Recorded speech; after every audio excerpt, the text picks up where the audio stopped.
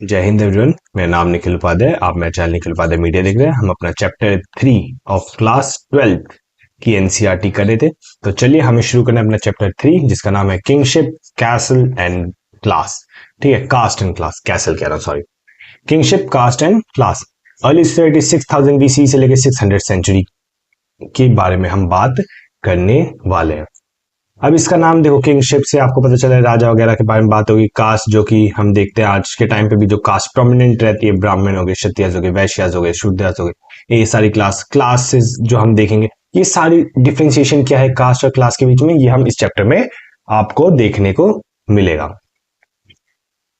In previous chapter, we saw that there were several changes in economic political life between 600 BC and 600 CE.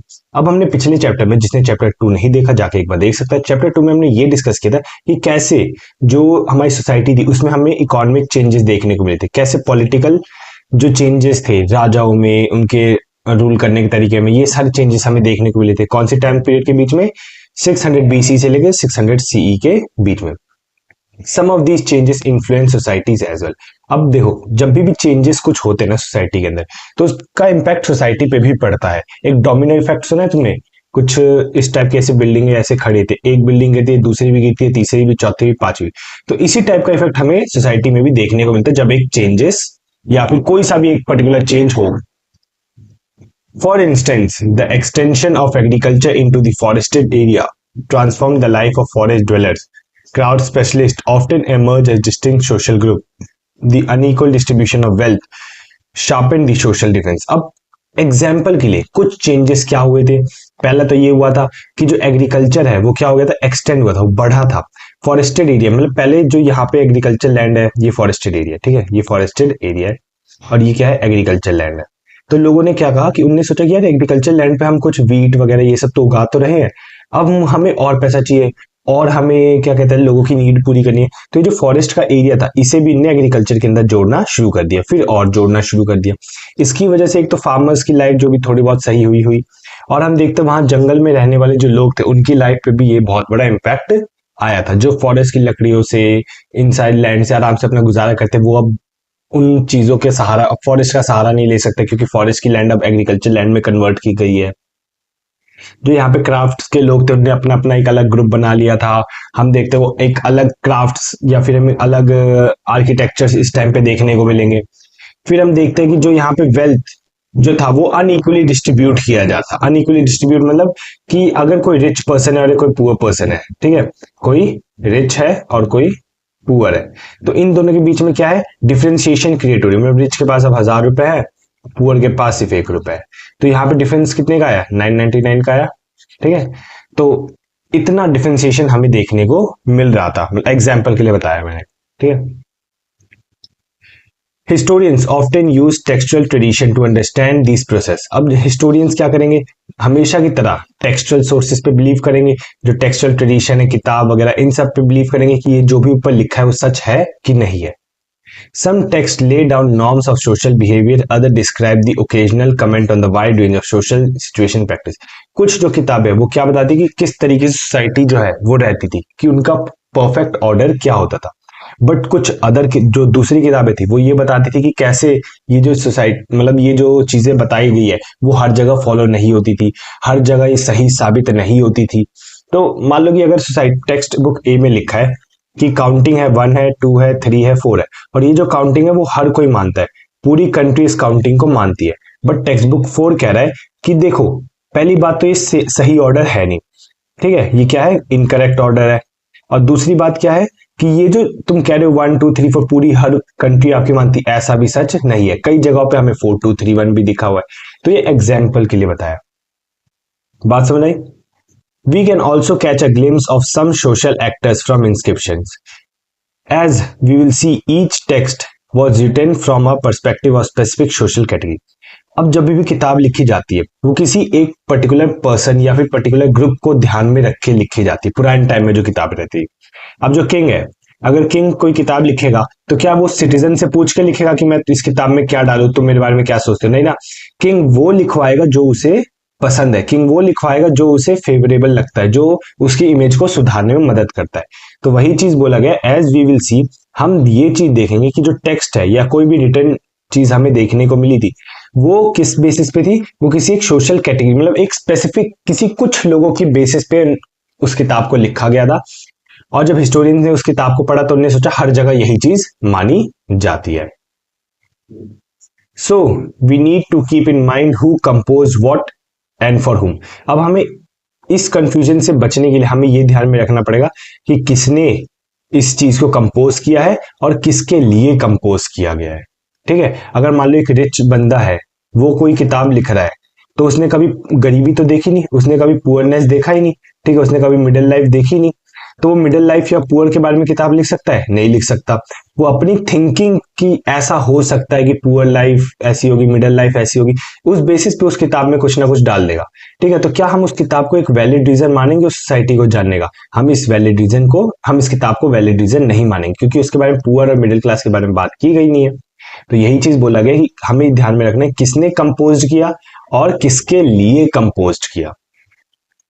We also need to consider the language used and the way in which the text circulated. हमें ये भी ध्यान रखना है कि कौन सी language का इस्तेमाल किया गया था और किस तरीके से इस टेक्स्ट को क्या किया गया था, फैलाया गया था, सर्कुलेट किया गया था पूरे के पूरे सब कॉन्टिनेंट में।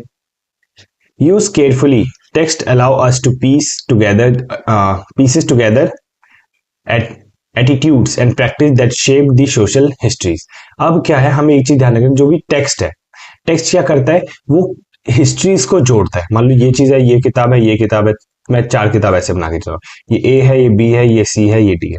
अब हमें कैसे पता चलेगा ये सही ऑर्डर में है? क्योंकि जब हम हिस्ट्री को पढ़ेंगे कि पहले ये ए राजा आया था, उसने ये किताब लिखवाई थी, फिर बी राजा आया, उसने ये किताब लिखवाई, सी राजा आया, उसने ये किताब लिखवाई, डी राजा आया, उसने ये किताब लिखवाई। तो हमने जब हिस्ट्री को पढ़ा तब हमें पता चला कि हम हिस्ट्री को कैसे कनेक्ट कर सकते हैं। वही चीज यहाँ पे बता रखी है। In focusing on Mahabharata, a colossal epic running in the present form into the 1 lakh verses with depiction of a wide range of social categories and situations, we draw on one of the richest texts of the subcontinent. अब बोला गया example ये Mahabharat book का। आप सब लोगों ने सुना होगा महाभारत के बारे में, कैसे कौरव और पांडवों के बीच में लड़ाई हुई थी और कैसे पांडव यहाँ पे जीत के सामने आए थे। तो बता रहा कि महाभारत बुक का एग्जाम्पल है जिसमें हमें 100,000 वर्ड्स, समझो कितनी मोटी किताब होगी, कितना ज्यादा उसके अंदर बता रखा होगा, ये हमें देखने को मिला है। उसके अंदर हमें देखना है कि कैसे, उसके अंदर हमने ये चीज देखा कैसे सोशल कैटेगरीज वहां पे लोग डिवाइडेड थे। और फिर हम ये देखते हैं ये जो किताब है ये बहुत ही रिच सोर्स है सब कॉन्टिनेंट को जानने का। जब किसी भी किताब में इतना सारी चीजें लिखी होगी तो ऑब्वियस सी बात है वो हमेशा हमें लिए मदद करेगी किसी भी मतलब उस पर्टिकुलर एरिया को जानने के लिए। It was compose over a period of 100 years, century 500 BC, and some of the stories it contained may have been circulated even early. बोला गया है जो किताब है वो कब लिखी गई थी, 100 years पहले, जबकि 500 BC की बात की गई है। और इनमें से इस किताब के अंदर जो भी कहानियां लिखी तो इस टाइम पे 500 BC के राउंड पे, बट ये जो कहानियां है इससे भी पहले चलती हुई आ रही थी, इससे पहले भी मतलब ओरली बोल के बात उन्हें बताया जाता था कि एक राजा था, एक रानी थी, उस प्यार हो गया, दोनों मर गए, खत्म कहानी। ये मैंने बोला, अब मैं इसे किताब में लिख दिया। मान लो कि मैंने 800 BC में ये चीज बोली और तब से ये चीज बोली जा रही और 500 BC में एक बंदा आया, उसने क्या किया, ये चीज ने किताब में लिख दी। ठीक है, तो अब हम ये तो ना मानेंगे कि ये जो स्टोरी है ये 500 BC की है, नहीं ना, हम ये स्टोरी कब की है, 800 BC की मान के चलते हैं। The central story is about two sect of warring cousins. The text also contains section laying down norms, behavior of various social groups. अब इसमें बता रखा है कि जो कहानी है, जो मेन कहानी है वो क्या है, कजन्स के बीच में जो लड़ाई वड़ाई होती है उसकी बात की गई है। और इस टेक्स्ट में हम क्या देखते हैं, इस टेक्स्ट में हम ये चीज देखते हैं कि उसमें तरीके लिखे हैं कि कैसे सोशल ग्रुप्स को रहना चाहिए, कैसे नहीं रहना चाहिए। तो चलिए अब हम यहाँ से शुरू करते हैं। Occasionally the principal character seems to follow these norms. अब वही चीज बता रखा है, जो मेन कैरेक्टर्स है वो इन सारे कानूनों को मानते हैं। ये बात समझ में आ गई? चलिए अब हम डिटेल में पढ़ने वाले critical edition of Mahabharata. One of the most ambitious project of scholarship begin in 1990 under the leadership of noted Indian Sanskrit V S Sudhakar. अब क्या हुआ, एक बहुत बड़ा प्रोजेक्ट जो था 1919 में ना शुरू हुआ था और इसे हेड कौन करता, वीएस सुधाकर। अब इस प्रोजेक्ट का काम क्या था कि जो महाभारत के जितने भी एडिशन इधर उधर घूम रहे उन सारे एडिशन को क्या करो, एक जगह लाओ, उन्हें एक बुक में कंप्रेस करो और इस बुक को क्या करो, फिर पब्लिश कर दो। अब ये कैसे काम हुआ ये हम देखते हैं। A team comprising dozens of scholars initiated the task for preparing the critical edition of Mahabharata. अब उनने क्या किया, वीएस सुतांकर ने काफी सारे अपने जो लोग थे, जो स्कॉलर्स थे, उन्हें इकट्ठा किया और इस महाभारत की जो अलग अलग कंपाइलेशन थी उन्हें एक साथ लाने का उनने सोचा था। What exactly did this involve? अब ये जो टीम है इसका काम क्या था? Initially, it meant collecting Sanskrit manuscript to the text written in the variety of scripts from different part of the country. उनने कहा इस कंट्री में जितने भी जगह पे तुम्हें महाभारत का कोई भी एडिशन, कोई भी स्क्रिप्ट, कोई भी टेक्स्ट देखने को मिलता है, उसे क्या करो, कलेक्ट करो और लेके आओ। ये किसने कहा था, वीएस सुतांकर ने कहा था।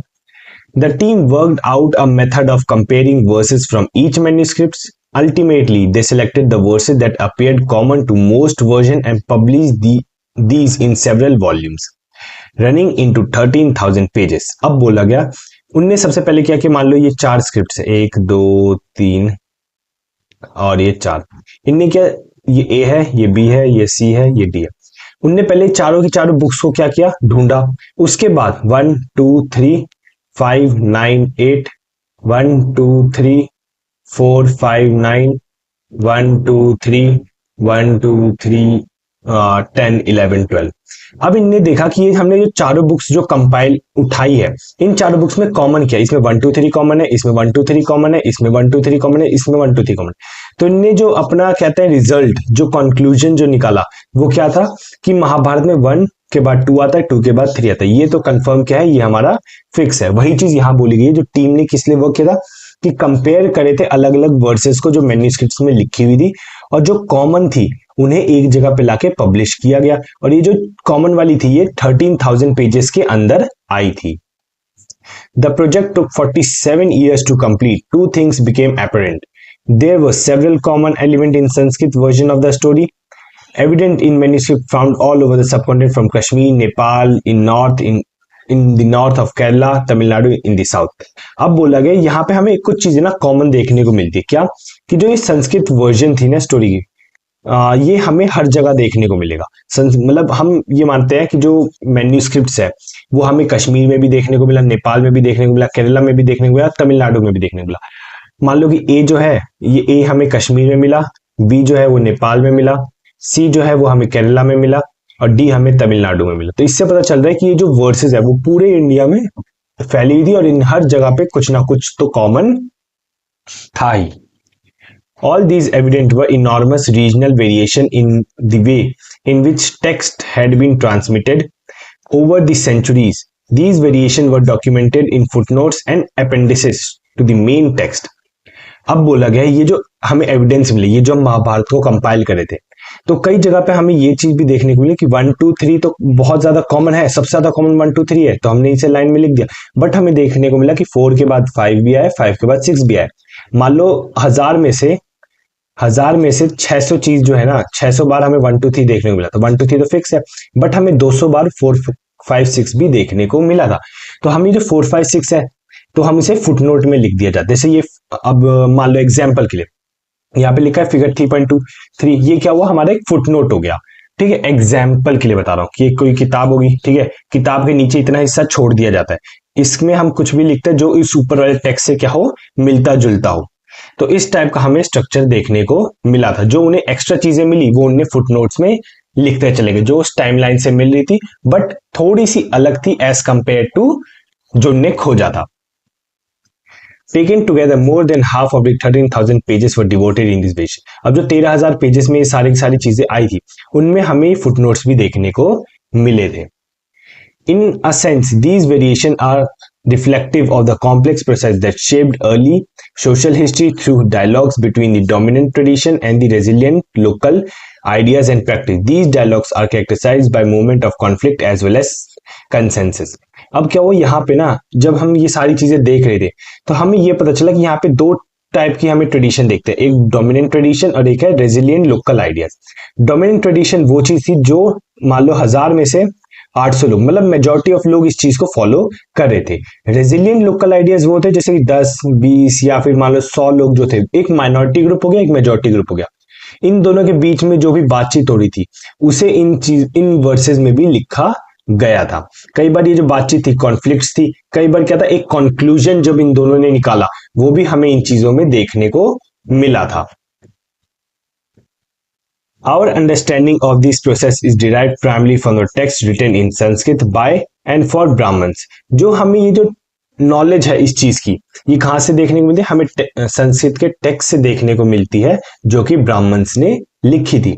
When issue of social history were explored from the first time by historians in the 19th and 20th century, they tended to take these texts at face value, believe that everything that was laid down in the text was actually practice। अब जब history को हम और excavate कर रहे थे, हम social structure जान रहे थे लोगों का क्या है, तो हिस्टोरियंस ने क्या किया, ये जो ब्राह्मण्स की लिखी हुई किताब थी 19 एंड 20th सेंचुरी के आसपास में, इनने क्या किया, इस हिस्ट्री को कंप्लीट सच मानना शुरू कर दिया। उनने क्या है, ये सारी की सारी क्या है, फेस वैल्यू है। मतलब कि फेस वैल्यू क्या होता है कि जैसे मैं हूं, ठीक है, अगर मैं कहीं पे जा रहा हूं, मेरे नाम वाम है, ठीक है, और मैं होटल में गया और उनने कहा नहीं तो निखिल सर आइए सर बैठे बैठे बैठे, तो ये क्या है, मेरी फेस वैल्यू, मेरी जो एक कह सकते हैं एक रिस्पेक्ट कह सकते हो, या फिर जिस चीज को देख के आपको और किसी का पता चले। मतलब यहाँ पे अगर महाभारत की बुक है, महाभारत की बुक ये लिखी हुई है, जैसे अपनी महाभारत की बुक देखो आपको इसमें पूरी पूरी इंडिया की हिस्ट्री है, तो हमें इसकी फेस वैल्यू पता चलेगी। मतलब डोंट जज a book by its cover, तो हमें यहाँ पे क्या करना है, जज a book by its cover, ठीक है। तो हमने ये चीज करती हुई देखने को मिला था। तो जब हिस्टोरियंस और डेप्थ में जा रहे थे, जो 19 और 20th सेंचुरी में जो किताबें लिखी गई थी, तो हिस्टोरियन ने आंख बंद करके इसे ये मान लिया कि जो भी इसमें लिखा है वो एक्चुअली प्रैक्टिस किया जाता था और ये चीज सच है। Subsequently, scholars began to studying other tradition from work of Pali, Sanskrit and Tamil. These studies indicated that the ideas contained in normative Sanskrit text were on the whole recognized as authoritative. They were also questioned and occasionally even rejected. अब बोला गया है कि एक sect, जो एक group आया historians का, वो तो ये कह रहा है कि जो भी चीज लिखी है महाभारत या इन किताबों में संस्कृत टेक्स्ट में, ये सारी की सारी सच है। दूसरा जो ग्रुप आया वो ये कहता था कि उनने और भी, उस टाइम पे सिर्फ ब्राह्मण्स जो थे वो डोमिनेट नहीं थे ना, वहां पे और भी तो काफी सारे रिलीजियंस थे। तो जो दूसरे स्कॉलर्स थे उनने दूसरे रिलीजियंस को भी, दूसरे ट्रेडिशंस को भी पढ़ना शुरू किया। पुराने वाले हिस्टोरियंस ने तो सिर्फ संस्कृत के टेक्स्ट को पढ़ा, इनने पाली टेक्स्ट को भी पढ़ा, प्राकृत टेक्स्ट को भी पढ़ा, तमिल टेक्स्ट को भी पढ़ा, और इससे उनने ये सेकेंड ग्रुप ने ये कंक्लूजन निकाला कि जो भी संस्कृत में लिखा है वो हर जगह सही नहीं है, और जो भी संस्कृत में लिखा है ये अथॉरिटेटिव है। मतलब एक ही ग्रुप ने अपने पर्सपेक्टिव से ये लिखा है, बट ऐसा सच नहीं है। They were also questioned occasionally even rejected। और ने ये भी कहा कि ये जो संस्कृत में लिखा हुआ है इस पे काफी सारे कई बार सवाल उठ रखे हैं, और इसे कई बार कई जगह पे लोगों ने इसे रिजेक्ट कर रखा है। तो हम ये नहीं कह सकते कि संस्कृत में जो ब्राह्मण से लिखा है वो हर जगह माना जाता और यही क्या कहते हैं इसे, सत्य है। ऐसा नहीं है, और इसके अलावा भी ऑल्टरनेटिव्स थे, बट ब्राह्मण ने उन सबको दबा के रखा था। It is important to keep this in mind as we explain how historians construct social history। अब हम क्या पढ़ेंगे, धीरे धीरे करके हम ये पढ़ते हैं कि कैसे हिस्टोरियंस ने क्या किया, सोशल हिस्ट्री को डिस्कवर करना शुरू किया था। तो ये जो चैप्टर 2 है हमारा, kingship and marriage, many rules and varied practice, ये सब हम करेंगे अपने पार्ट 2 ऑफ द वीडियो में। तब तक के लिए जय हिंद और मुस्कुराते रहिए। Bye bye.